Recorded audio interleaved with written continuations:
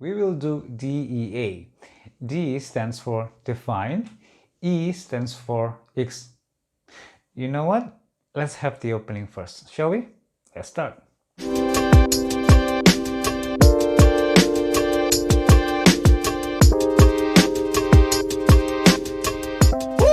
Hai Bapak Ibu Guru Bahasa Inggris, semoga semua baik-baik saja ya. My name is Ali and today we will experience professional development by looking into one technique for teaching vocabulary. The technique is called DEA. DEA actually is an abbreviation of 3 instructions that we ask students to do in the classroom when it comes to vocabulary. D stands for define, E stands for example, and A stands for ask a question. Basically, we will work with target vocabulary and we ask students to define them, give them an example, and also ask a question using those vocabulary. DEA is best done in teenage and adult classes, but with some tweaks and modification, you can actually do it also for your young learner classes. Now let's see how DEA works in our classroom, okay? So I'll be using a book called Next Move. This is published by Pearson and this is actually allocated for grade 7 students. Okay, so let's start with our target vocabulary. Our target vocabulary are be rude, cheat in an exam, drop litter, lie, play truant, steal something, bully, copy someone's homework, fight, play loud music, spray graffiti, wow, and also use a mobile phone in the class. So those are our target vocabulary. So in the classroom with DEA and those target vocabulary, it will probably look something like this. The first step is ask students which vocabulary they know already. They probably know some of those vocabulary. I bet they know lie, I bet they know copy someone's homework, I bet they also know cheat in an exam. They'll probably do that. Step 2. Introduce DEA to your students. You can just type DEA on your PowerPoint as well as the abbreviation and then share your screen.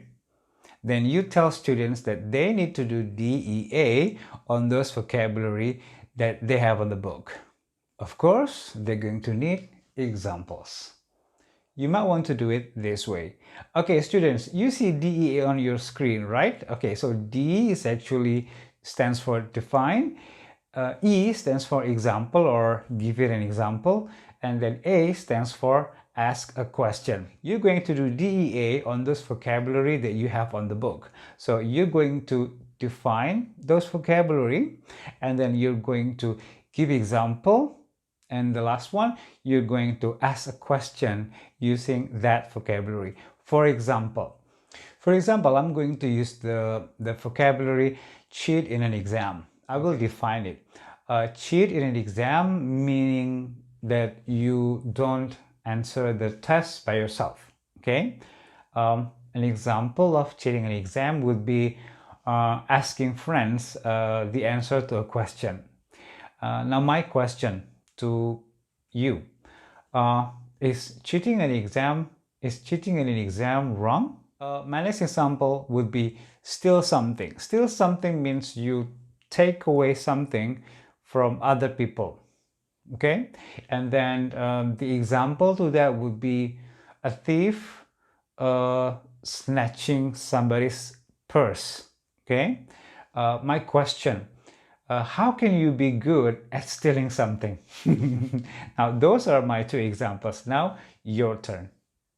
Okay, for variation purposes, you can just have one target vocabulary and then have maybe 3 students, each handling D, E, and the A. Another variation would be to have double letters. So you can have DDEA or DEEA, or better yet, DEAAA.